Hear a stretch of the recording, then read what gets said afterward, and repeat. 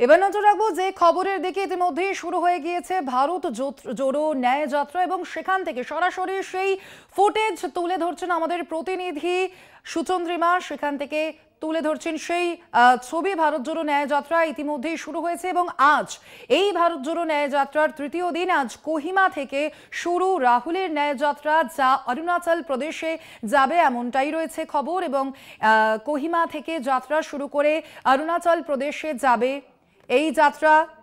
এ বিষয়ে আমরা আরো বিস্তারিত জানবো। ফোন লাইনে রয়েছেন আমাদের বিশেষ প্রতিনিধি সুচন্দ্রিমা। সুচন্দ্রিমা, এই মুহূর্তে কোথায় রয়েছে রাহুল গান্ধীর এই ভারত জোড়ো ন্যায় যাত্রা এবং এরপরে কোথায় যাচ্ছে? কোহিমা থেকে যাত্রা শুরু করে অরুণাচল প্রদেশে যাবেন রাহুল গান্ধী। এ বিষয়ে আরো বিস্তারিত জানবো। ফোন লাইনে রয়েছেন প্রতিনিধি সুচন্দ্রিমা। সুচন্দ্রিমা, কি জানা যাচ্ছে এই মুহূর্তে কোথায় রয়েছে ভারত জোড়ো ন্যায় যাত্রা এবং এরপরে কোথায় যাবেন রাহুল গান্ধী?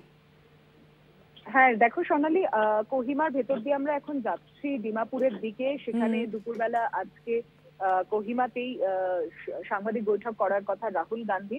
তাই যাত্রা পথের মধ্যে যে মানুষজন দাঁড়িয়ে রয়েছে অপেক্ষা করছে তাদের জন্য, তাদের সঙ্গে তিনি কথা বলছেন এবং কথা বলার সঙ্গে তিনি কিছুক্ষণ মাইক নিয়ে বক্তব্য রাখলেন সামনে থাকা জনতার উদ্দেশ্যে। তাই এই সাধারণ মানুষ যারা তাকে দেখার জন্য রাস্তা দুধারে দাঁড়িয়ে রয়েছেন তাদের সঙ্গে কথা বলার পর আবার তিনি এখন বাসে রয়েছেন এবং সেই বাস যে কনভয় তা এগিয়ে যাচ্ছে ডিমাপুরের দিকে। পার্বত্য এলাকা, রাস্তার মাঝে প্রচুর গাড়ি থাকছে, ট্রাফিক কন্ট্রোল করে এগিয়ে যেতে হচ্ছে।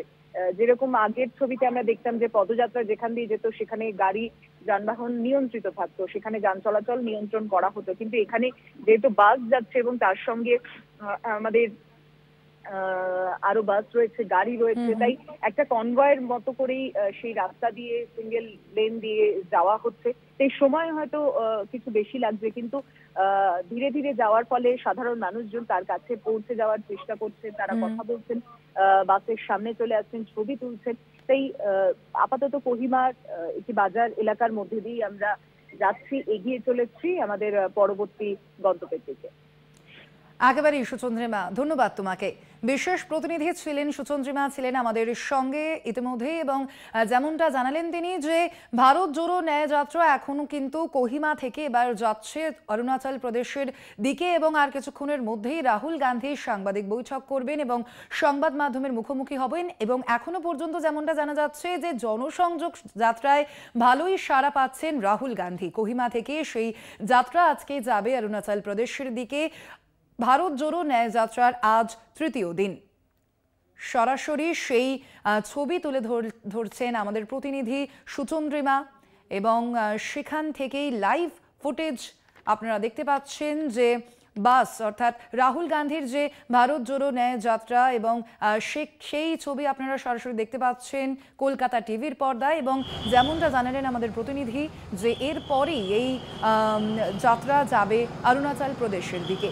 মূলত ৬৭ দিনে ৬৭০০ কিমি পথ অতিক্রম করবে রাহুল গান্ধী, এমনটাই জানা গেছে। এবং মূলত ১১০টি জেলা অতিক্রম করবে, মূলত ১৫টি রাজ্যের ১১০টি জেলা অতিক্রম করবে এই ভারত জোড়ো ন্যায় যাত্রা। এবং এর আগেও আমরা দেখেছি যে ভারত জোড়ো ন্যায় যাত্রায় যথেষ্টই সাড়া পেয়েছিলেন রাহুল গান্ধী এবং এবারেও এই তৃতীয় দিনেও যেমনটা জানা যাচ্ছে, যেমনটা দেখা যাচ্ছে যে এখনো পর্যন্ত কিন্তু ভালোই সাড়া পাচ্ছেন রাহুল গান্ধী তার এই ভারত জোড়ো ন্যায় যাত্রায়, যার সফর সঙ্গী একমাত্র বাংলা চ্যানেল কলকাতা টিভি।